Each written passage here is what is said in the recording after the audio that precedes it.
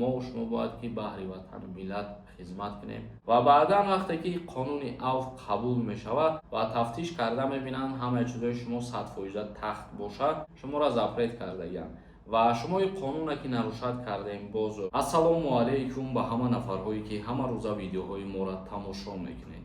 умедвор ҳастам ки тансиҳат ва хонаобод ҳастен. бо диққат видеоро тамошо кунед ва ҳатман лайк гузоштана фаромӯш накунед. тамошобинони азиз ва гиромиқадри канали Юрист TJ, мабодое ки худтон ягон хешовандотон падару модаратон ба ҳаҷи умра сафар карда нишинен, марҳамат метонед ба одамҳои мо иншааллоҳ ба ягон камбудӣ сафар мекунед. видеоро тамошо кунед ва дар аввал аз шумо дастгирӣ интизор. аввалан салому алайкум бародарони азиз. ширкати мо барои шумо фурсати беҳтарина пешкаш мекунад барои адои ҳаҷи умра кардан. якмин рейси прямой аз шаҳри душанбе рӯзи 9 августай. номераи ватсап мебарояд, бинависен ҳатман.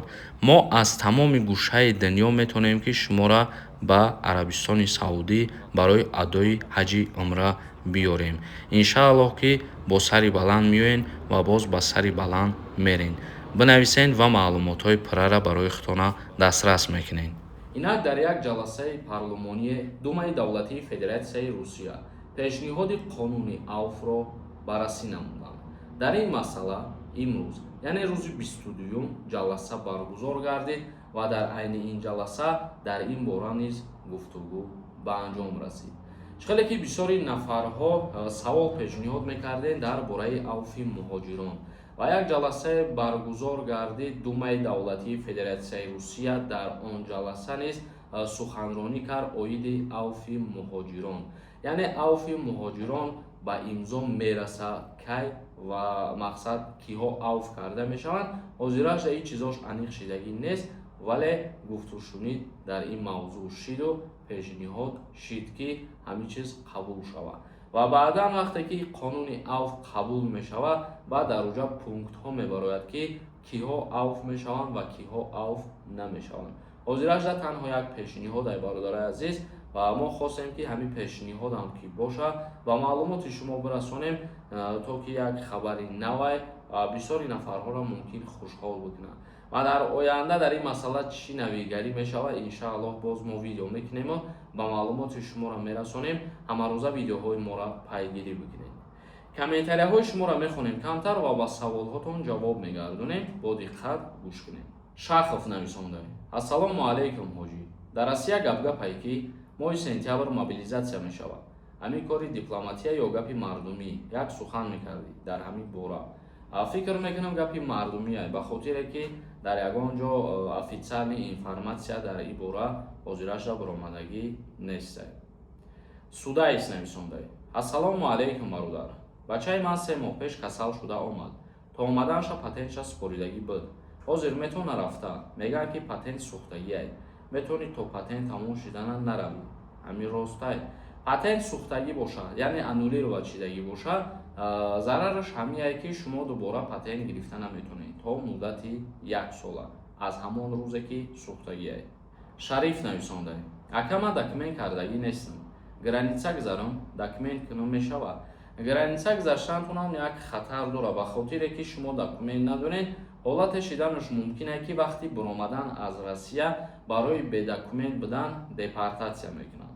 як нафари дигар нависондай: салому алайкум ҳоҷӣ. ман дар реестрам, ҳама документа дорам, только реестр ғалтидам. равам хона чанд қапас биём. Москва ҳоҷӣ ака. агар мисол ҳамаи чизои шумо 100% боша, метавонед ба МВД Россия заявление бинависонед. мабодое бо роҳи ошибкарам ном дар иҷа ворид мешавад ва тафтиш карда мебинанд ҳамаи чизои шумо 100% тахт бошад. дар ин ҳолат ном аз чорни списка бароварда мешавад. бобоҷон нависондай: салом, ман ҳамин як чиза ба ҳайронам. чӣ ба мардуми қадар аз хизмат мегрезад, метарсанд? ака худа чӣ гуфтанӣ?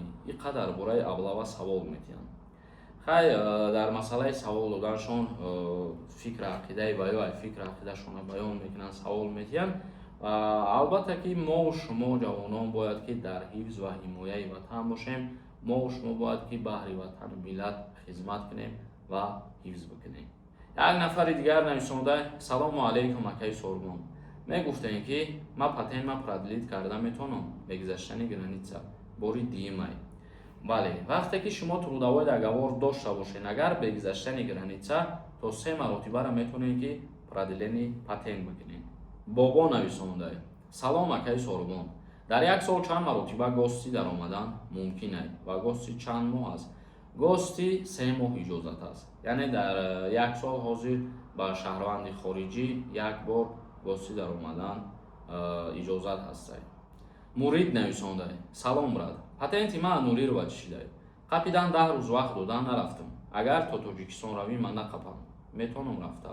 вақте ки шуморо муҳлат метиҳанд 10 рӯз ки аз Россия бироен шуморо запрет кардаям ва шумои қонуна ки нарушад кардем боз мисол набаромадем дар вақти гуфтагишон дуюмбора ки дастгир кардан ҳамон муҳлати запрет кардагиро метавонанд боз зиёдтар бикунанд.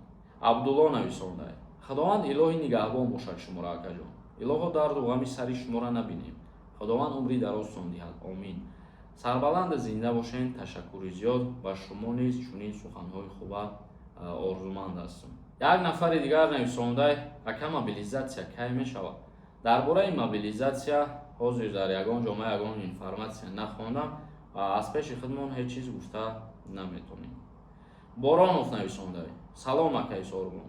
мегуфтем ки меган границаҳоро маҳкам кардесиянд. рейдо сахт шидестай. дар ҳамин бора камтар равшанӣ меандохтем. дар бораи маҳкам шидани границаҳоро ҳам ҳеҷ ҷода ҳеҷ чиз нестай. мардум чӣ хеле ки пештар рафтуомад мекарданд ҳозирам ҳамон хел рафтуомад кардесиянд, яъне ки границаҳо кушоданд. ин рейдҳоро бигем рейдҳо мақсад буд мемонам фикр мекунам дар ҳама ҳолат ҳастаи чиз.